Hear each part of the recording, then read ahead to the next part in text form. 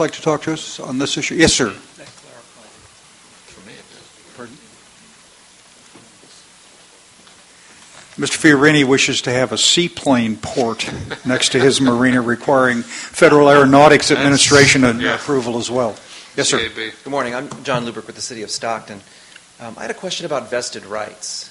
Vested rights. And this concept of certifying compliance with future laws. Under the state planning law, when someone obtains a permit, they obtain certain rights if they've built in accordance with that permit. And you can't generally, as a regulatory matter, go back and ask them to alter their project, alter their operation, absent some modification to that project.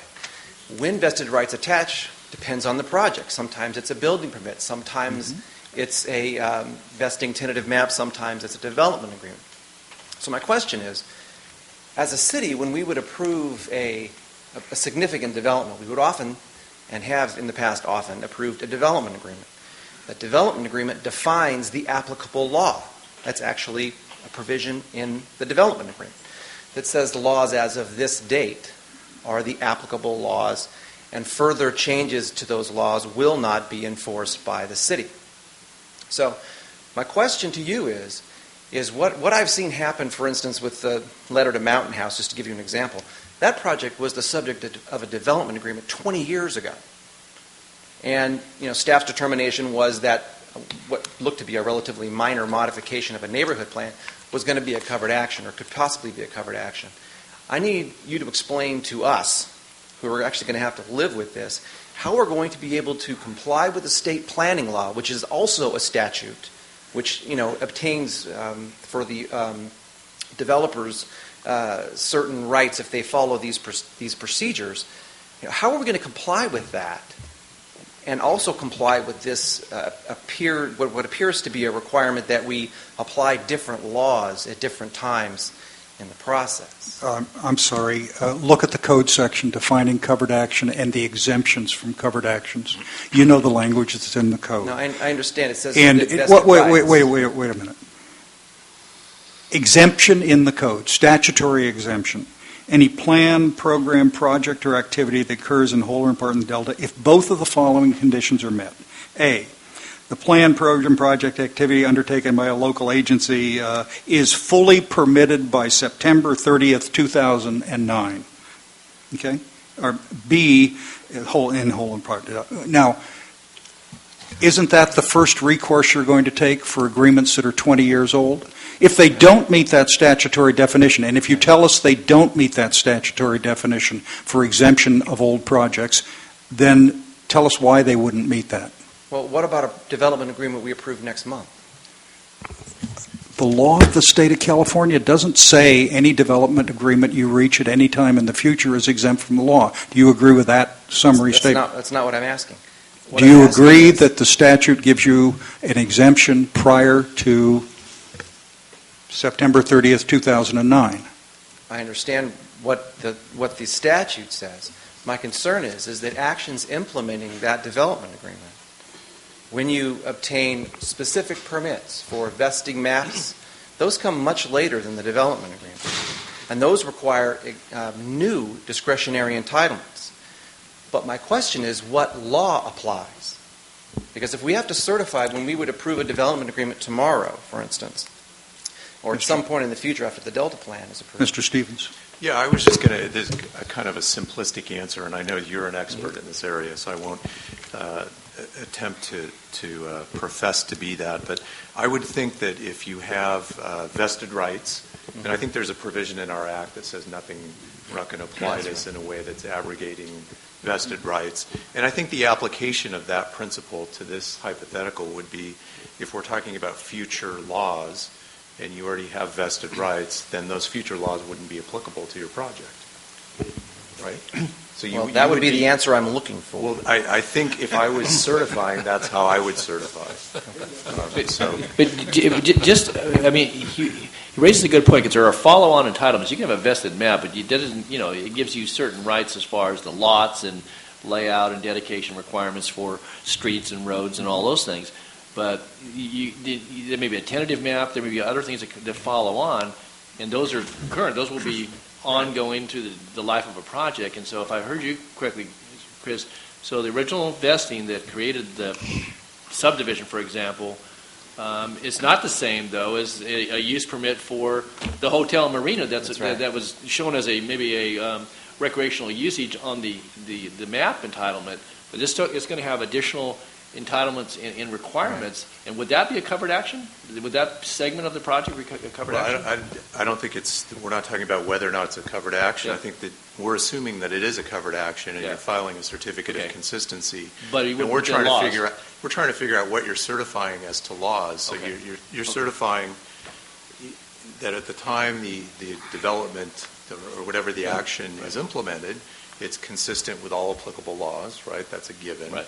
And I think the question is if you have vested rights that say that you only have to comply with a given set of laws. Mm-hmm. Your question is, well, have you opened up this universe of other laws that then we have to take a look at? Right. So I'm suggesting that would be an approach that I would look at. Okay, good. Because the example raised, I think, was a good one. When you approve a development agreement, you don't generally, or often don't approve specific uses. Types of uses are approved, but not specific uses. So you might have a recreational or a commercial use, and then 8 years, 9 years later, you have someone come in and say, I want this to be X, whatever it might be, an office building or a commercial establishment. And what I'm trying to get at is I want to understand that when we approve a development agreement, and that development agreement sets in place or sets in time what laws are applicable, that when we are looking to grant entitlements for the specific project, that is this office building or something, that the expectation is not that we will apply, for instance, different levy standards to that project, different flood control standards, other standards that would be unrealistic to apply given the fact that a development is already proceeding. I think that's perhaps mixing the issues a bit. I think that the initial analysis is whether or not the project's a covered action. Mm-hmm. So just because you have uses that are compliant with existing general use plans or specific use plans, that doesn't necessarily mean that once you have a specific project that comes up in the future that is not a covered action. You still have to go through the analysis. Right. But there is a provision in our law that says nothing in the way that we apply the definition of a covered action would abrogate vested rights. But putting that aside, the initial analysis is the project a covered action? And assuming it is a covered action, it's a development that's presumably encroaching upon a floodplain. I'm making up a hypothetical. It has a significant impact on one or both of the co-equal goals or a government-sponsored flood control program. So you're a covered action. This GP1 then says, what do you got to put in the certificate of consistency? So you've got to put, among other things, detailed findings that you're consistent with all the policies in the plan. So you'll have to go look at all the policies, and if we have one on flood risk, you'll have to show how you're consistent with that. In addition, you get down to this issue that we've been discussing now for the last hour or so about compliance with existing laws. And that's, I think, the issue that you had originally brought up. And so, but it assumes that it's already a covered action. No, I'm assuming that because what I'm getting at is if we have a project that's going to be built behind a levee, for instance, and the development agreement is approved, but the project isn't built for 10 years, and levee standards change in the meantime, or some standard that would be covered by the vested rights provision. It may not be a levee standard, but it may be something different. We want to understand that what is your expectation as to the certification? What laws are you going to view as being those that are covered by the vesting requirement, and what are going to be the continuing evolving laws that we're going to have to be applying? Because as a city, that would be very confusing for us. Well, I just note this is probably better directed at our section on risk reduction and flood control later in the discussion, but you've raised an issue. If the city of Stockton is arguing that fully permitted vested rights that existed 20 years ago but have not been executed at all are exempt from Senate Bill 5, the 200-year floodplain proposal, That's not what I'm then you ought to say that with clarity so we understand what we're talking about. I'm not discussing that issue. What I'm discussing right now is I'm trying to understand the mechanics of how one develops projects over decades, which is how projects are developed. With constantly evolving laws, we know how to do this under the planning law.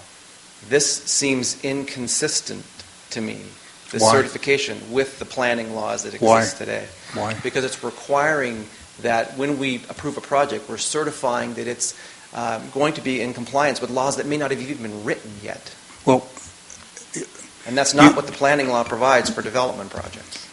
Vested rights. the statute does require your plans to be consistent with the Delta plan. Is that correct, if it meets the test of law? Well, absolutely. Okay, I know you don't like that, but that statute is clear, and the statute is also clear, is it not, that it applies to land use planning activities in the Delta? Correct. Okay. But it does not apply to vested rights. Well, that's...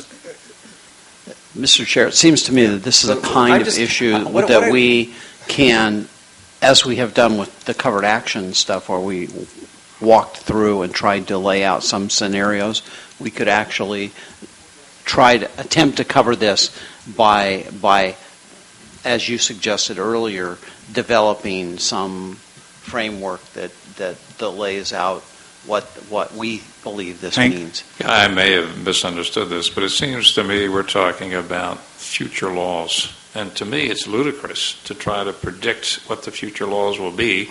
And even if there are some future laws that are onerous, there may be a grandfather provision in there. That's exactly So- Right, and I So think the my council feeling is said that it's this- not future laws. Eliminate that. I mean, it's got to comply with the law.